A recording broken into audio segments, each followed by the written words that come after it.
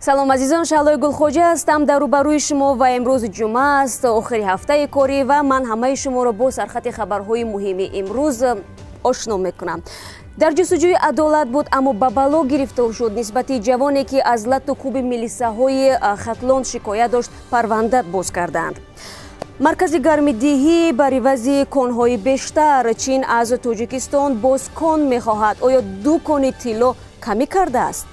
фошкориҳои дистернет, ин сомонаи расмӣ ё ки сомонаи русии илмӣ мақомдорони баландпояи тоҷикро ба асардуздӣ муттаҳам кард, аммо мақомоти тоҷикистон дар робита ба ин иддао посухи худро доранд.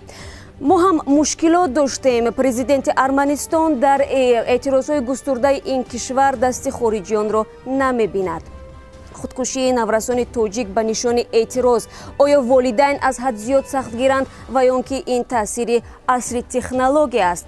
Welcome to Tajikistan. ширкатҳои мобилии Тоҷикистон барои ҷалби сайёҳони бештар даст ба кор шуданд. моро баъд аз 2 соати дигар дар Озоди видео YouTube мунтазир бошед.